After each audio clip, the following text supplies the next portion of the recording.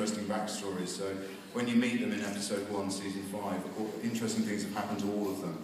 And we'll probably talk about that in more detail later, but I think that it's an exciting way of refreshing the series. I think the other thing that we were key, what we want to do this year, is to tell slightly more multi-stranded stories. Last year, all the stories very much focused around Merlin and his journey, whereas this year we cut to other stories as well, which has made this series, I think, give it a slightly more sophisticated, more adult feel to it. I think that's true, and I think the audience seems to respond as we get a little bit older and darker, so we've tried to go with that. I hope there's still lots of warmth and humour in it, well there is, and those relationships are still a big, big part of it. Yeah, because even though Merlin and Arthur have moved on, and Merlin this season certainly is becoming more of a man, I guess, and Arthur is stepping up to the plate of being king, they still have that very kind of dysfunctional Jeeves and Worcester sense of humour, so they still never let anybody get away with anything, so they have that great kind of male bond. Yeah, they love each other, really. Things are happening on that side of the table, I just want to point that out. So did you guys, since 4 and 5 were greenlit at the same time, did you guys actually map everything out all at once? We had various sort of iconic Arthurian legend moments that were sort of pins and moments where we knew we had to get to. But because the turnaround of the show is so tight, you're always slightly chasing the tail. But it was always good to have 2 seasons commissioned because you can start working on the scripts a little bit earlier and start thinking about things. But it's quite an intense process because we're still, I mean, at this point in the year, we're filming, we're in post-production, and we're still writing the script. So we're right in the centre of season 5 at the moment. So that's pretty hard work. And then at the end of the year, we're transmitting whilst we're still filming, which is always kind of the most stressful part of the year, because if anything goes wrong, then it's basically either me or Julian apologising on live television, saying, sorry, we didn't quite finish the episode this week, but here's us singing instead. Yeah, it's very tight. We deliver this show one day before it transmits for the last 4 weeks. Yeah, episode 13 last year literally went on the Friday evening, was transmitting on the Saturday. There was a technical fault with the tape. Julian and I got called on the Friday night. We were like, oh my God, we're not going to get this transmitted. Had to sort it out and then got it back to the BBC on the Saturday morning, so that was quite hairy. But it's good. Alright, Angel, first of all, welcome to ComCon. Thank you.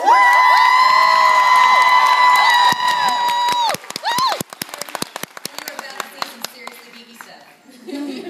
Alright, well, Gwen had quite a year. It hasn't exactly been Angels and Ponies. So talk a little bit about what it's been like for you as an actress and for your character. I think it's really exciting, Gwen becoming Queen at the end of our series after kind of a bit of turbulence with the whole Lancelot debacle. But I was enchanted. Oops. But I think, yeah, exactly, that's a good line. I think it's been exciting to sort of see her developing into the Queen. I always thought she would be a good Queen. You know, she has those kind of qualities that I think are really valuable if you're going to step into kind of a very powerful role such as this. And it's just been really exciting watching her grow. And she's grown into her sort of confidence. You know, she was always not very sure of herself initially, and now I think she kind of truly believes that she can do this. You know, which is really nice to play. What was that moment like with the crown? That was good.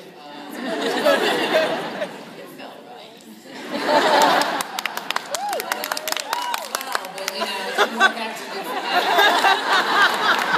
So maybe you never know.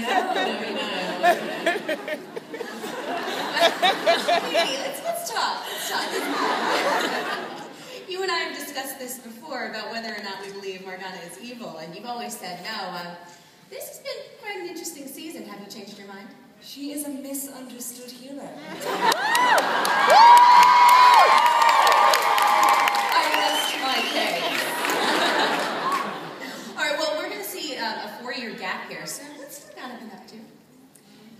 Is it 4 years, 3 years? 3 years, 3-year gap. I think for Morgana's story, actually, the most important part of it is what you don't see. It's the time off, and you discover in those 3 years that she has spent quite a large part of it imprisoned. So Morgana's worst fear about what would happen if anybody found out that she was magical has come true. She has been personally persecuted. Wow, that was hard.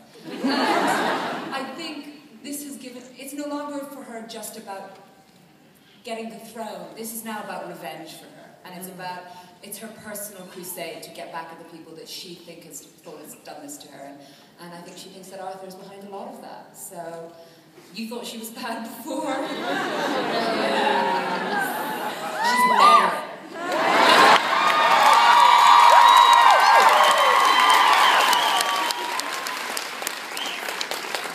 Well, I know we've had a lot of men fighting in this series, but from what I've been hearing, you two ladies maybe going up against each other.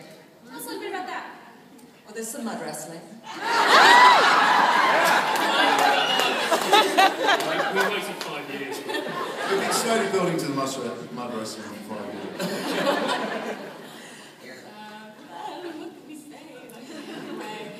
I think the great thing about Merlin, and we say it a lot, is that you're going to get the legend, but not how you expect it. Merlin is constantly about surprises, so you say that you're going to get, you know, some antagonism between the two of us, but maybe you won't. It's not going to be how you expect it. Yeah. It's nice that we've got a bit more together in this series. Yeah, because I've missed it. I've missed it, yeah, because we haven't had a lot in the last few years. So, yeah, that's definitely a very juicy storyline to look out for. Not in that way.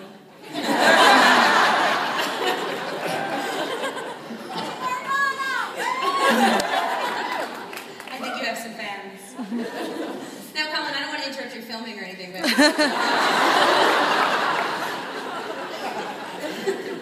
All right, but so Merlin has made an incredible journey over the past number of years, and so... are you filming me too? Got it. So, talk a little bit about where you've gone and where you are now.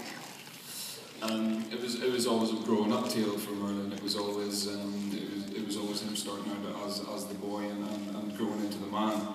Thank you. That's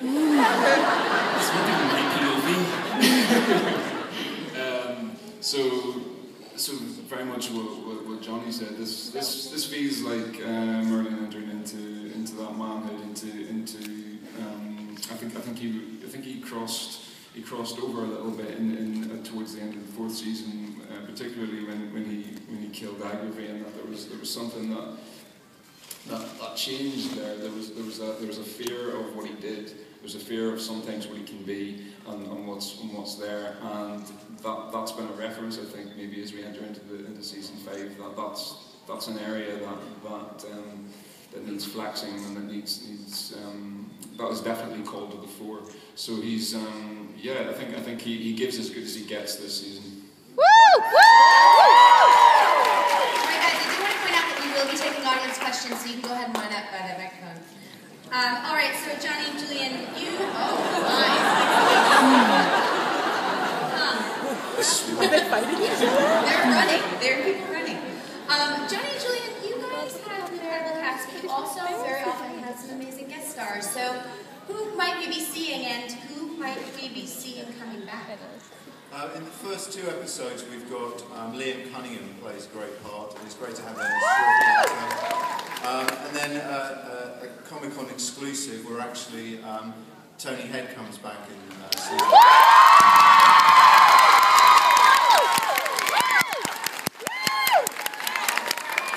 So you like that idea then? Yeah! And we've got lots of other actors, but whenever I ask this question, I always forget the names of the actors, so I'll now hand over to Julian, who'll remember the names of the actors that we've got. Over to you, Julian. Who have we got? Coming back, we've got Lindsay Duncan, who plays Queen Alice. We've got Janet Montgomery, who played Princess Mithian. We've got a couple of others who I can't say, I think. But there's plenty, and obviously we've got 2 dragons, not 1, in the series. But yeah, there's some very good parts. But I think Johnny's right. As the show's got developed, we have more and more regular characters, and the knights obviously are part of the round table now, and they have quite big roles to play. So in a strange way, we get less chance to cast guests and more opportunity to give our regular characters big meaty roles. All right, well, we've got a lot of stuff going on screen, but off screen there's also a bunch of really cool things going on. So we have a new Merlin Facebook game. Let's take a quick look.